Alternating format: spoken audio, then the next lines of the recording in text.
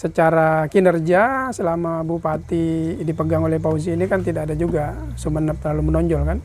Iya, salah milih wakil bisa tidak menang. Oh, Fauzi kalau digandengkan dengan ikan kerapu misalnya pasti menang gitu menang, kan. Ya enggak juga. Itu kan sangat kuat, apalagi misalnya Eva bisa meyakinkan Hovifah yang ketua tim pemenangannya Prabowo di Jawa Timur misalnya untuk mendapat rekom dari, mungkin perlu juga petahana ngomong di channel ini nih biar jelas.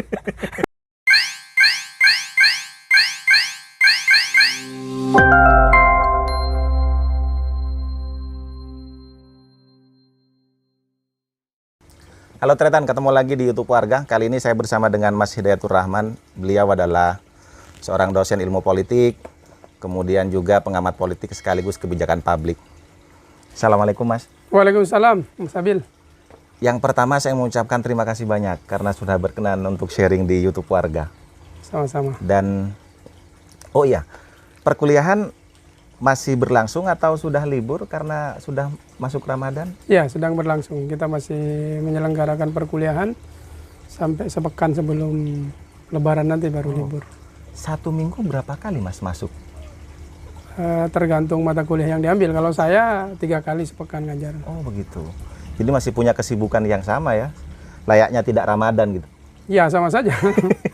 Iya, Cuma mungkin kalau ngajar itu ya intonasinya agak turunkan sedikit lah. Oh gitu, karena Ramadan, iya.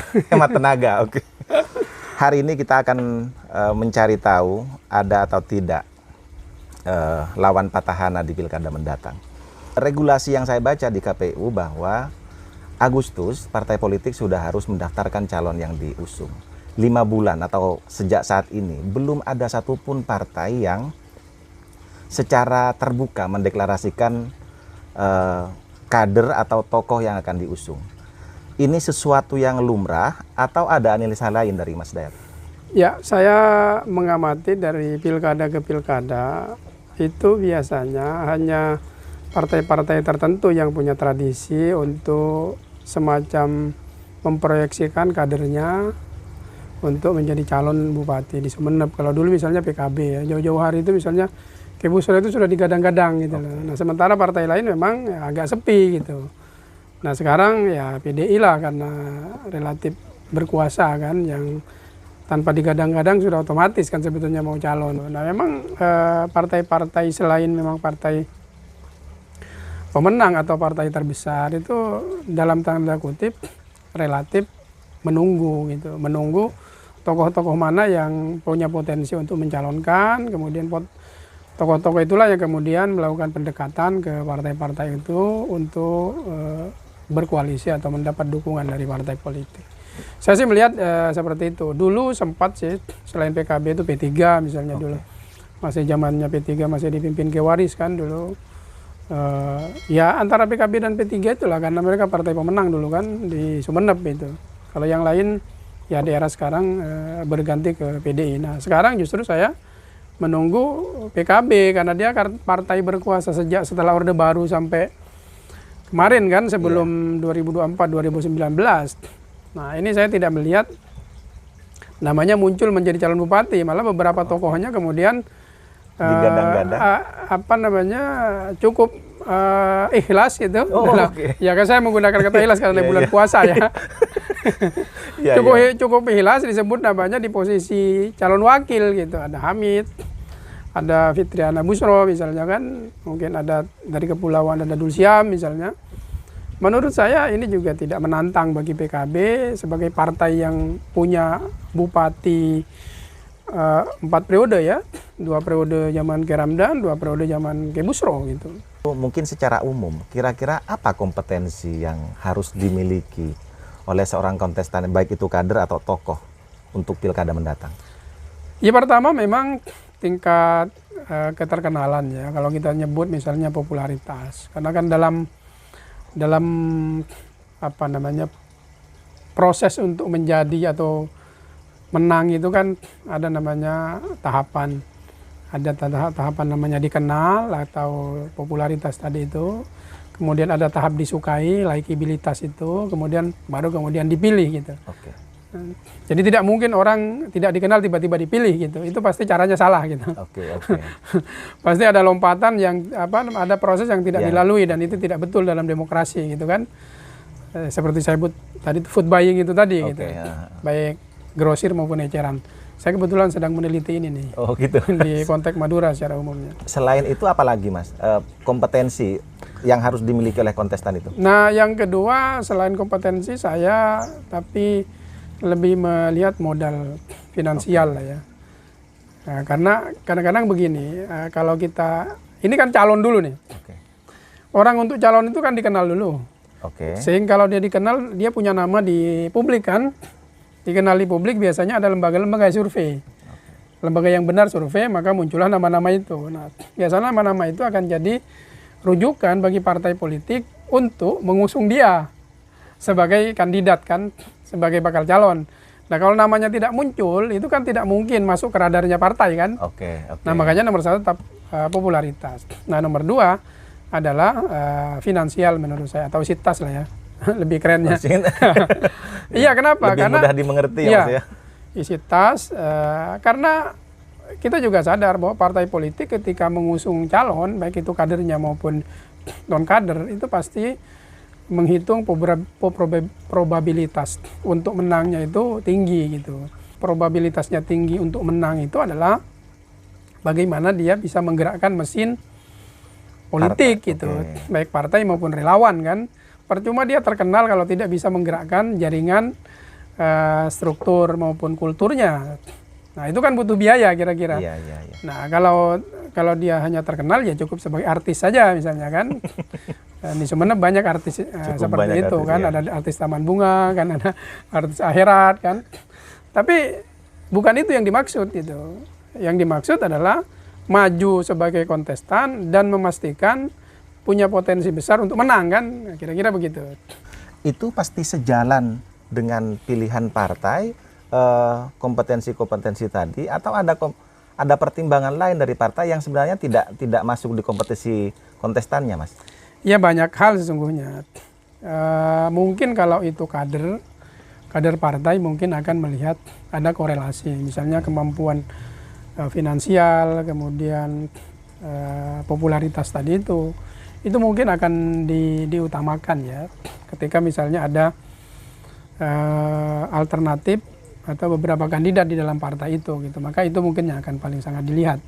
Tapi kalau non kader sepertinya macam-macam lah pertimbangannya gitu, tidak hanya nomor satu popularitas, nomor dua isi tas, nomor tiga apalagi gitu, sangat dinamis lah pola atau indikator penentuan calon kepala daerah oleh partai politik. Berbicara isi tas ini sepertinya rahasia umum dan kemudian juga terjadi di hampir semua daerah. Kemudian kalau secara kultur atau secara di luar konteks isi tas itu, apa yang kemudian masih bisa dijadikan instrumen untuk memenangkan seorang kontestan? Ya, selain ketokohan dan keterkenalan tadi. Ada instrumen lain, yang khas misalnya soliditas jaringan struktural tadi ya, struktur partai, kemudian jaringan kulturalnya, itu kan memang penting gitu ya. Misalnya kenapa dari pilkada ke pilkada setiap pasangan kandidat tentu selalu dalam tanda kutip saya perhatikan itu selalu menggandeng misalnya tokoh dari berlatar belakang agama ya. Okay. Nah, kemarin Fauzi menggandeng Nyai Dewi Khalifah misalnya, yang dia itu tokoh muslimat ya. Okay. Nah, kemudian Fatah Yasin menggandeng Kiai Fikri, dia adalah tokoh pesantren gitu kan, dari pesantren terbesar malah di Sumeneb kan. Jadi itu penting menurut saya, karena itu memang hitung-hitungan dan logika pemenangan gitu.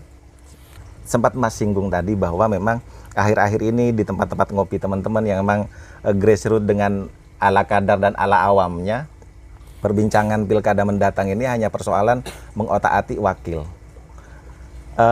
Bagi orang awam, ya kita menangkapnya sebagai wacana biasa. Tetapi di mata seorang pengamat, ini mungkin gerakan politika atau ada pandangan lain, Mas? Enggak. Saya melihat ada gerakan-gerakan lain untuk mengusung calon bupati maupun membuat koalisi-koalisi baru juga berjalan. Oke. Temuan Mas apa di lapangan? Apalagi sebagai di pengamat? pusat kan, misalnya partai pemenangnya kan, maksud saya presidennya itu bukan dari partai pemenang di Sumeneb kan. Artinya bahwa misalnya ada tokoh di Sumeneb yang mencoba untuk mendapat restu misalnya dari presiden terpilih lewat orang-orangnya kan, itu sangat mungkin terbuka, dan saya sudah mulai melihat gejala itu gitu. Oke. Ada yang sudah mulai main ke Jakarta untuk apakah itu test of the water untuk mencari dukungan atau memang serius itu, atau mereka dipanggil malah kan. Oh. Tokoh atau pengurus partai Mas yang hasil amatan Mas? Ya saya sebut tokoh lah. Oh, tokoh. Meskipun bisa jadi pengurus partai ya. Bisa jadi.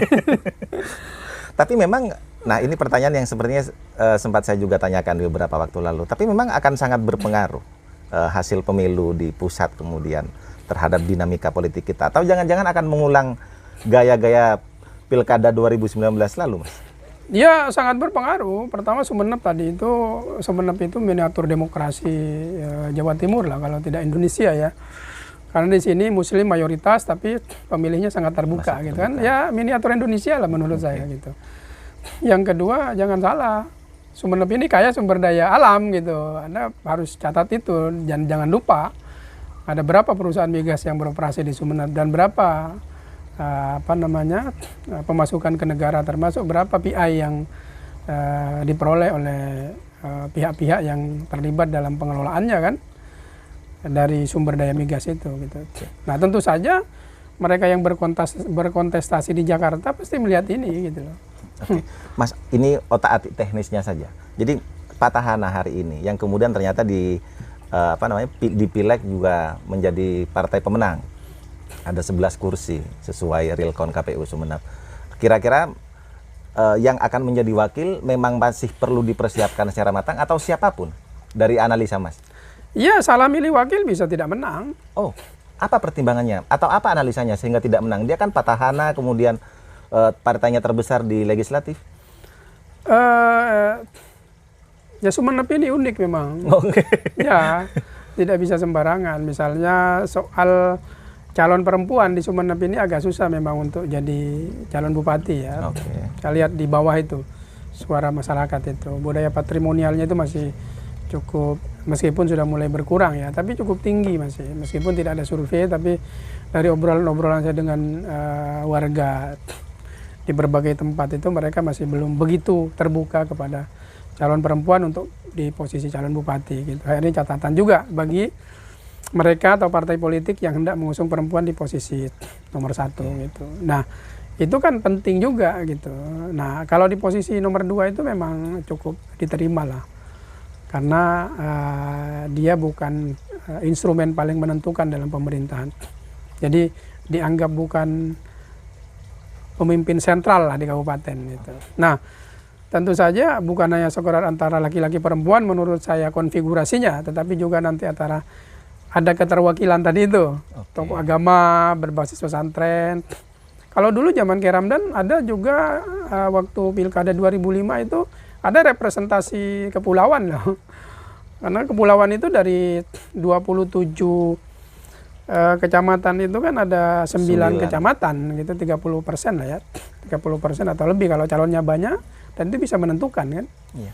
Nah, suara itu dulu ada K. Ramdan, wakilnya itu Pak Dahlan, itu kan orang Kangean, orang pulau.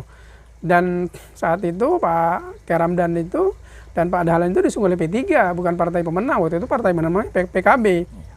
Berhadapan dengan Ki Busro Karim yang wakilnya itu Ramli namanya, dari birokrat, dan Ki Busro kalah waktu itu gitu. Artinya tingkat dinamikanya itu harus betul-betul betul-betul detail ya, para konsultannya calon presiden nanti membaca konfigurasi pencalonannya itu antara tokoh partai, mungkin kemudian antara segmentasi pemilihnya, kemudian apakah berbasis daratan kepulauan, atau juga termasuk dalam pengelolaan dinamika kampanyenya. Saya pikir akan sangat butuh effort yang cukup besar lah nanti untuk menentukan pasangan-pasangan itu. Tidak hanya sekedar bahwa oh Fauzi kalau digandengkan dengan ikan kerapu misalnya pasti menang gitu kan. Ya nggak juga, itu dalam tanda kutip maksud saya. Apalagi tadi kan saya bilang secara kinerja selama Bupati dipegang oleh Fauzi ini kan tidak ada juga Sumeneb terlalu menonjol kan. Sekarang mengotak-atik lawannya. Kira-kira dari ketokohan kemudian juga keterkenalan tadi, atau mungkin juga berbicara secara kompetensi dia punya kemampuan, siapa kalau mengotak-atik nama Mas yang kemudian bisa yang minimal sejajar dengan Petahana? Satu, saya cukup merefer ketokohan. Apalagi dia kemarin kan mencalonkan diri ya, Ki Fikri. Oke. Ki Fikri itu dia kemarin mencalonkan dan suaranya kan relatif tidak jauh kan dengan Fauzi. Yang kedua, dia ketua partai, pasti tidak sulit bagi dia untuk misalnya mendapatkan rekom partai kan, karena dia ketua P3 kan. Tidak sulit. Kemudian yang ketiga itu adalah dia adalah tokoh pesantren yang punya banyak alumni, struktur jaringan tokoh-tokoh agama yang itu mengakar sampai ke level bawah. Bukannya di pilkada kemarin cara itu sudah dilakukan dan ternyata belum berhasil, Mas? Ada evaluasi atas itu? Iya kan, beda dia sebagai wakil dengan sebagai calon bupati. Itu kan variabelnya pasti jadi beda. Oke. Gitu. Yang keempat menurut saya dia adalah tokoh muda ya. Dan saya pikir pemilih di Sumeneb ini kan sama dengan struktur pemilih nasional, masih lebih banyak terdiri dari pemilih muda. Nah itu menurut saya ceruk yang bisa digarap oleh Fikri bila mencalonkan sebagai calon bupati. Hanya satu nama atau ada nama lain yang kemudian punya kompetensi untuk bisa menjadi calon? Ada nama calon lain, tapi menurut saya Fikri ini akan lebih kuat dia kalau berkoalisi misalnya dengan Nyi Eva misalnya. Jadi Fikri calon bupatinya, wakilnya Nyi Eva. Itu kan sangat kuat, apalagi misalnya Nyi Eva bisa meyakinkan Hovifah yang ketua tim pemenangannya Prabowo di Jawa Timur misalnya untuk mendapat rekom dari Gerindra misalnya kan. Menarik nggak koalisi itu? Iya. Hanya pasangan itu atau ada nama lain? Ya misalnya Fikri juga bisa bergandeng dengan Husni menurut saya tadi. Dia tokoh partai, ketua partai, kemudian dia tokoh kepulauan, tokoh muda lah kan. Yang dia juga pengusaha, ya cukuplah punya modal untuk mencalonkan sebagai wakil menurut saya gitu. Kalau di bupatinya selain Kiai Ali Fikri? Sebetulnya Nyi Fitriana itu punya kans ya, potensi, tapi saya lagi sebagai bupati, sebagai calon bupati. Cuma maksud saya tadi baik lagi kepada perilaku pemilih kita yang masih belum begitu terbuka lebar untuk perempuan di calon posisi calon bupati gitu. Pertanyaan terakhir Mas di segmen ini, kira-kira ketika semakin banyak kontestan akan semakin memperkecil atau memperbesar kesempatan Petahana untuk menang? Ya semakin banyak calon ya semakin terbuka peluang Petahana untuk menang gitu. Tapi semakin sedikit karena kan logikanya pasti yang tidak suka Petahana itu pasti akan terbagi kan. Kan gitu. Nah kalau head to head itu pasti yang tidak suka Petahana kan pasti lari ke penantangnya gitu, satu orang gitu. Jadi semakin banyak sebenarnya peluang untuk menang Petahana semakin besar. Iya. Tapi kalau head to head maka potensi untuk ya memungkinkan untuk tidak terpilih kembali itu juga besar. Iya, makanya Petahana itu ya kalau mau mudah cara menang ya biarin aja partai-partai itu membentuk koalisi sendiri untuk maju gitu kan. Tidak usah maksud saya tanda kutip disandra gitu. Ini kan seperti ada tanda kutip disandra menurut saya. Ya. Ada bacaan itu yang Mas. Iya, karena saya dengar juga bahwa Petahana ini menjanjikan si A jadi wakil, si B jadi wakil, si C jadi wakil. Saya nggak tahu itu karena memang orang-orang yang mengidentifikasi dirinya ini GR ingin dijadikan wakil, atau memang ada omongan dari Petahana untuk menjanjikan mereka sebagai wakil. Saya nggak tahu, tidak pernah terverifikasi. Mungkin perlu juga Petahana ngomong di channel ini nih biar jelas. Mudah-mudahan lah.